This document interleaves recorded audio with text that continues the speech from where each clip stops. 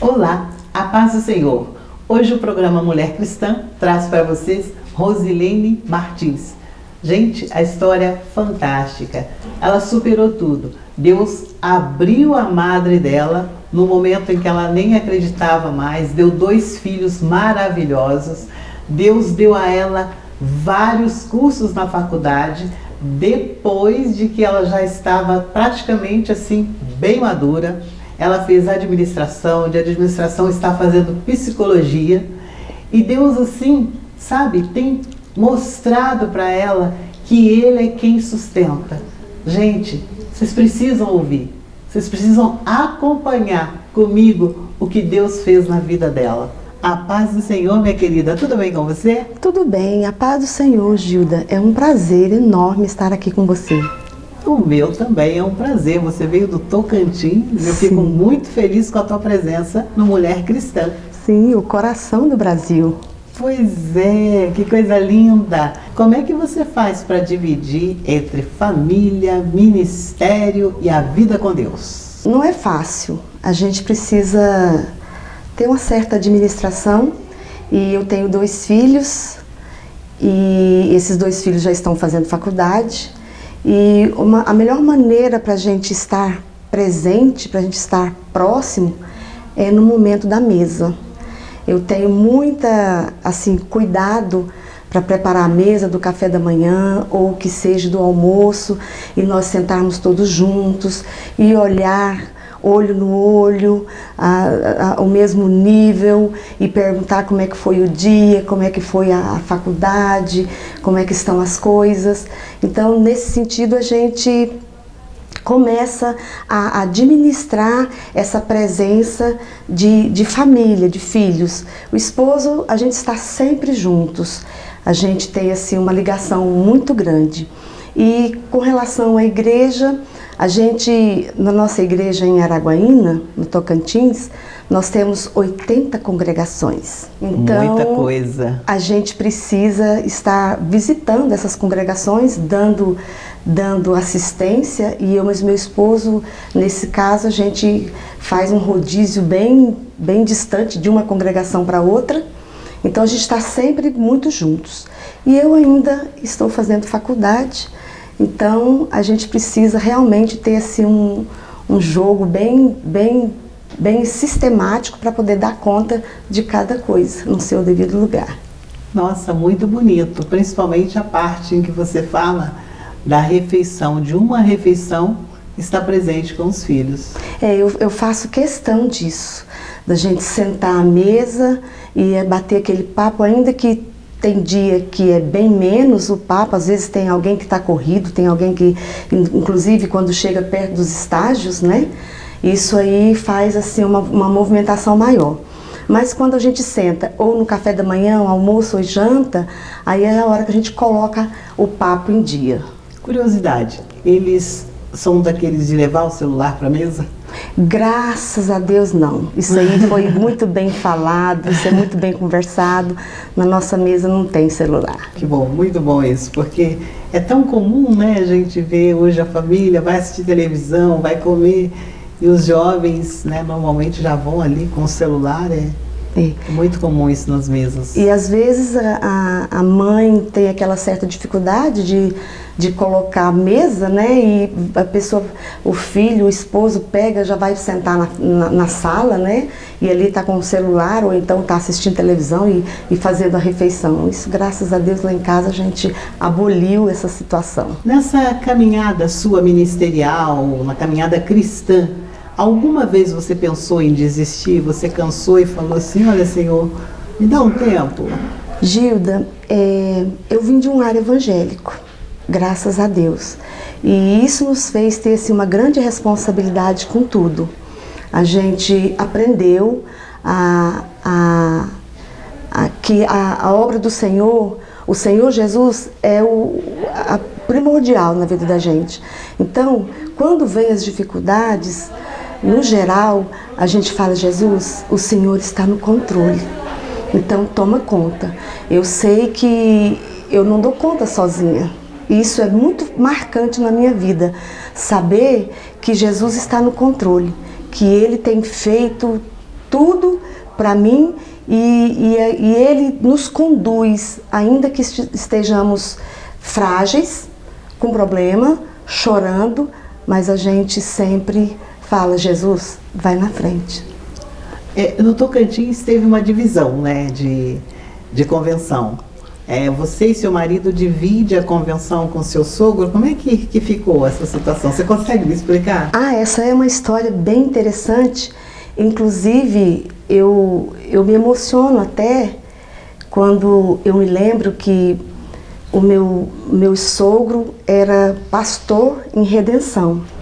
E o Senhor Jesus mandou nós irmos para a Ceilândia, que foi no início dessa cisão. E nós fomos pastorear. Até então, o meu esposo ajudava o pai em Redenção como co-pastor. Que é o pastor Posidônio. Que é o pastor Posidônio. E aí o Paulo ficava como co-pastor. E quando nós fomos para a Ceilândia, a gente chegou lá e já pegou uma convenção com uma cisão e um problema muito sério. E isso nos fez nos aproximar muito.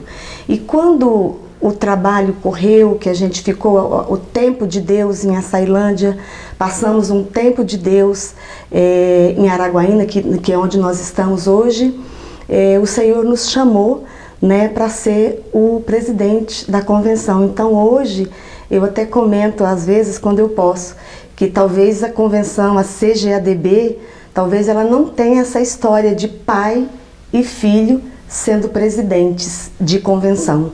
Então a nossa convenção é CIA de Seta, tem a CIA de Seta PAMT e a nossa é CIA de Seta TO, que é Tocantins. Mas aí explica. Aí a CIA de Seta, PA, o que é? É CIA de Seta que está no Pará e no estado do Mato Grosso. Uhum. E a TO é a CIA de Seta que está em Tocantins. E CIA de Seta significa Serviço de Evangelização dos Rios Tocantins e Araguaia. Porque nós estamos, a Araguaína é bem ali no centro dos dois rios. Os dois rios passam e a gente faz essa união com o Evangelho nas regiões ribeirinhas. Assim começou o Evangelho em toda aquela região. A sua região é toda a região de ribeirinha, né? Não muito, porque nós estamos no centro, mas os rios, eles passam, nós estamos ali no meio de Tocantins e do Araguaia. Você está no meio, então é o pai numa convenção. Sim. E o filho noutra convenção. Isso. Muito interessante. Graças a Deus. Então não tem, você é filha de pastor também? Não, os meus pais eram evangélicos desde quando casaram, mas eu não sou filha de pastor.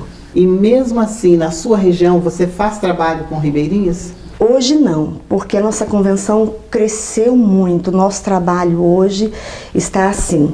O Tocantins é dividido em áreas, né? Nós temos área 1, área 2, área 3.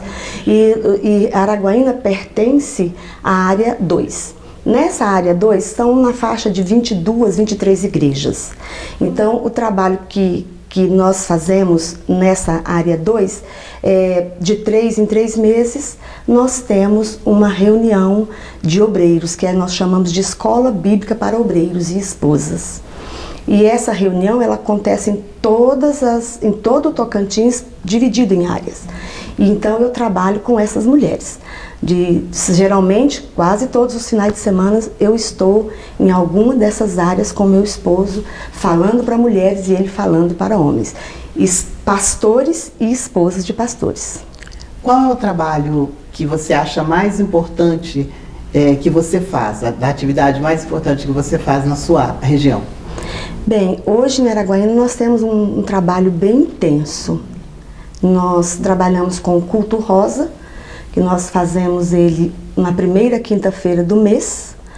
E Araguaína, como eu disse para você, são 80 congregações. Então nós dividimos ela em 4 partes. Então esse culto rosa, nós sorteamos para onde vai aquele culto rosa no próximo mês. Então todo mês aquele culto rosa está numa região da nossa cidade. E aí ali está, as esposas são um culto onde as mulheres fazem grande movimento, às vezes uma área visita a outra área e assim a gente faz aquela confraternização todo mês. Depois nós temos na entrada da primavera, nós trabalhamos com todas as mulheres no chá das flores. Quando a gente faz um trabalho voltado, geralmente começa às 17 horas e vai até aí às 21, depende. E esse é um trabalho mais de palavra, pouco hino e bastante palavra. Nós vamos fazer uma paradinha e voltamos já já, ok? Ok.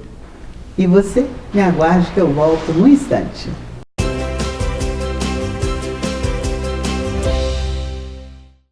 Conheça os livros da série Pregadores da Bíblia de Ciro Sanches Zibordi. Serão 7 livros e os 3 primeiros já estão à venda. João, o pregador politicamente incorreto. Estevão, o primeiro apologista do Evangelho. E Pedro, o primeiro pregador pentecostal. Adquira agora mesmo pelo nosso site www.cpad.com.br ou pelo 0800 021 7373. Série Pregadores da Bíblia. Mais um produto com a qualidade CPAD.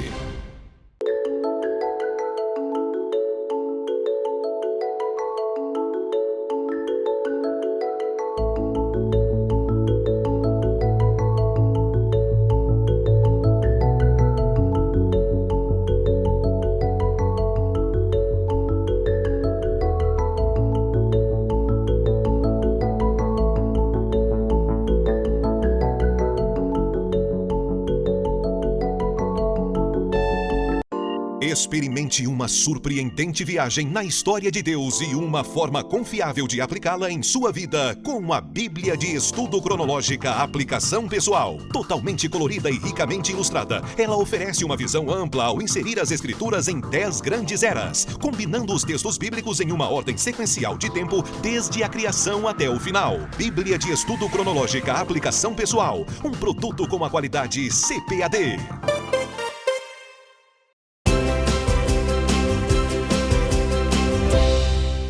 Estamos de volta com Mulher Cristã e nós estamos conversando com Rosilene Martins, do Tocantins. Rosilene, como é que foi essa volta para a faculdade? Você já voltou com os filhos já criados, né? Praticamente são 3 universitários agora em casa. Gilda, isso aí é uma questão, assim, uma história muito linda, porque eu tinha vontade de estudar. E na cidade, Redenção, não tinha faculdade. Então, não foi possível estudar, me casei e chegando em Redenção, porque, aliás, Araguaína é uma cidade que tem assim, um polo de universidades, de faculdades muito grande, é uma cidade bem desenvolvida nessa área. E aí, de repente, um dia, uma experiência, inclusive, é uma experiência espiritual, que o Paulo pediu para que eu fosse ao banco fazer alguns procedimentos bancários. E eu estava ali pegando a bolsa para sair quando eu vi a chamada na televisão dizendo que estava abrindo a faculdade católica, Dom Orione. É mesmo? Você ouviu da televisão? Então conta em detalhes pra gente, por favor. Sim, Gilda. A televisão fazia chamada de que estava abrindo o primeiro curso de faculdade naquela universidade católica. E eu fiz parte da primeira turma de administração de empresas. E foi interessante que eu resisti não fazer. E eu pedi prova para o Senhor 2 vezes.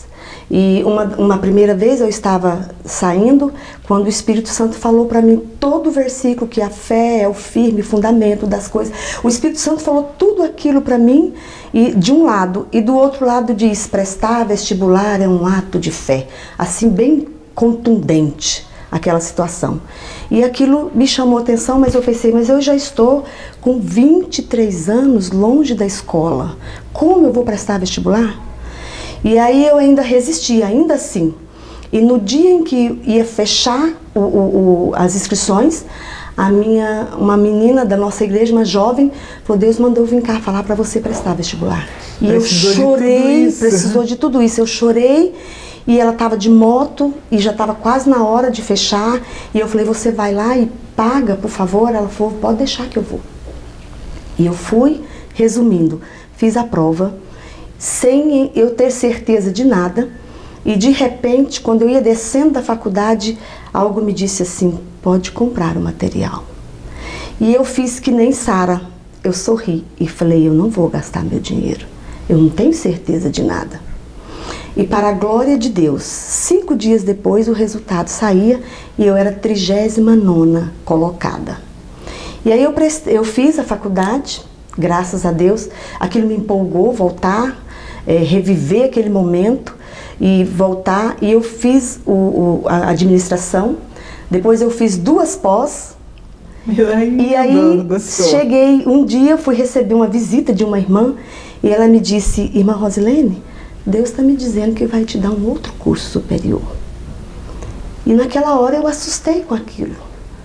E há 2 anos e meio atrás abri o curso de psicologia na própria faculdade e eu estou no 6º período de psicologia. E graças a Deus tem sido assim uma coisa fantástica na minha vida, porque é uma experiência nova e tudo que eu vejo me lembrando que eu tenho um povo para pastorear e uma palavra de uma psicóloga no futuro, né? Uma palavra de psicólogo para passar para esse povo. Então isso para mim tem sido fantástico. Qual dos 2 cursos você acha que vai usar mais no seu ministério? Ah, o de psicologia, com certeza. É fantástico quanto a psicologia mexe com o meu lado ministerial no sentido de lembrar de irmão, falar algo para irmã, a criação de filhos nesse sentido, naquele outro, entendeu? Assim, são divisões que para eu que trabalho muito com mulheres, eu acho que vai ser essencial. E eu tenho certeza que foi um presente de Deus na minha vida. Como foi voltar para a faculdade assim? Ah, foi muito legal, porque os meus meninos acharam fantástico eu voltar a estudar, né? Porque o meu esposo tem 5 cursos superior.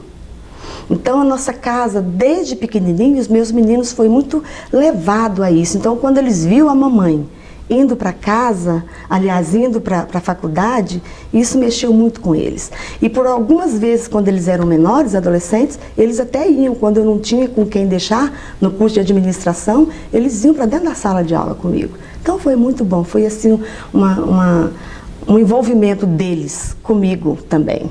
Meu Deus, assim, interessante, né? Você voltou para a escola já numa fase praticamente Sim. família criada, né? Sim. E não parou. Não parei. E os meus 2 meninos também estão, né, fazendo.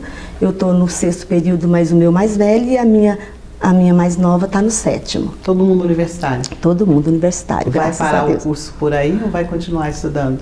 Ai, eu creio que eu vou precisar fazer uma especialização voltado para a psicologia familiar. É um sonho. Talvez eu precise disso. Não sei se Deus vai me dar essa oportunidade. Um testemunho, Rosilene, no ministério, junto com seu esposo, que tenha marcado a tua vida. Olha, eu tenho um testemunho fantástico. O meu esposo era estéril. E Deus me deu 2 filhos. É uma história linda. Eu quero ouvir. Mas vai passar do seu tempo. Não tem problema, nós queremos ouvir, com certeza. Sabe por quê? Com certeza, tem gente que está assistindo, te ouvindo. Claro. O Senhor só traz aquilo que alguém precisa ouvir, pode ter certeza. Bom, eu namorei 15 anos com Paulo. Jesus mandava que eu esperasse. Eu esperei, porque eu te falei que ele fez faculdade, enfim, foi uma grande história. E quando nós nos casamos, eu estava com 27 anos e ele com 28. E eu combinei com ele que nós tínhamos que ter filhos logo. Então logo eu parti para ir atrás desse filho. Fui ao médico e estava tudo bem comigo. Mas o bebê não vinha.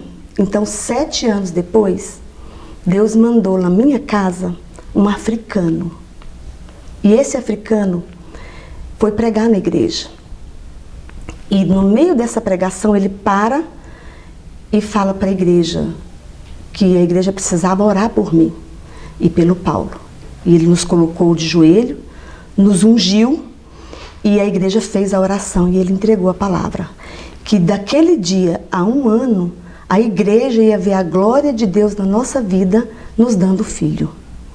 E aquilo foi assim uma coisa fantástica, porque realmente, para a gente não perder muito tempo, com 1 ano e 20 dias eu estava apresentando o meu Henrique Jorge para o Senhor. Então foi assim uma coisa extraordinária. E 2 anos e meio depois chegou a Dara Radassa, que é também uma menina linda e maravilhosa. Então o Senhor abriu a madre e fechou. Eu não liguei, não fiz outra coisa a não ser confiar no Senhor. É por isso que eu digo para você que eu tenho comigo assim, Deus está no comando. Então, se Ele está no comando, o que vier é da parte dEle. E hoje, Gilda, os meus filhos, esses 2 grandes presentes, eles fazem a obra de Deus com acadêmicos. Eles têm, eu posso dizer eles mantêm uma casa de oração para acadêmicos. Eles trabalham toda quinta-feira, eles têm essa reunião com acadêmicos. Aqueles filhos que estão lá, que foi para estudar, mas não tem família, certo. Então eles reúnem ali. Dá na faixa de 20, 30, 40 jovens. E eles fazem, inclusive, eles têm o apoio do Gilberto, do FAI universitário da UNB de Brasília. Ele, todo ano, ele vai em Araguaína e dá palestras e dá aquele apoio, porque aquilo meio que tornou uma extensão do FAI universitário. Lindo. Então, não é uma igreja, é um apoio onde eles se reúnem para orar e cada filho que ali está tem a sua igreja, tem o seu pastor. Então, eu digo que esse é o maior ministério, é pai, presidente e pastor de igreja, eu auxiliadora deste pai e esses 2 filhos que assumem assim como que, eu posso dizer, só conduzidos por Deus, porque você sabe que hoje a maioria dos filhos de pastor não gostariam de ser filhos de pastor e nem quer estar nessa função. E aí eles abraçam essa causa. A minha menina fala, nós somos uma família sacerdotal. E ela falou isso ainda muito, muito pequenininha.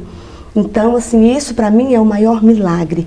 São os filhos terem vindo, presentes de Deus, e os filhos entender que nós somos uma família sacerdotal e que nós devemos ser testemunhas de Jesus aqui na terra. Para mim, esse é o maior milagre. Muito lindo. Eu gostaria, para encerrar o nosso programa, que você deixasse uma mensagem para quem te ouviu. Olha, eu gostaria de dizer para quem está nos ouvindo, você mãe, você filha, eu gostaria de dizer para você que nós precisamos aprender a falar com Jesus para que Ele faça de nós a pessoa que Ele quer que sejamos. Porque nós não podemos delimitar o plano de Deus na nossa vida. Então nós devemos dizer, eu estou aqui, faça de mim o que tu queres, assim como Maria fez. E eu gostaria de dizer para vocês que não tem nada melhor do que viver sob o comando de Jesus. Saber que Ele está no comando é tudo. Ainda que as dificuldades venham, ainda que a gente se sente debilitado, fragilizado, mas quando Ele está no comando e quando nós assumimos que Jesus está no comando, esse assumir nos fortalece, nos encoraja, nos leva a pensar no amanhã, nos leva a crer que sem Ele, nada nós não podemos fazer. Então isso nos leva a fazer o que Ele quer que façamos. Então é isso que eu deixo para as nossas amigas que estão nos ouvindo. Rosilene, Deus abençoe Amém. A tua vida, Amém. Abençoe a tua caminhada acadêmica, a dos Amém. Teus filhos, abençoe a tua casa por inteiro. Amém, amém. Que a mão do Senhor seja sobre Amém. a tua vida em Amém. nome de Jesus. Amém, eu agradeço e volte recebo. sempre que quiser. Amém. Mulher Cristã está à sua disposição. Obrigada, Gilda. E você, com certeza, como eu, deve estar edificado em ouvir o que essa irmã trouxe da parte de Deus para nós.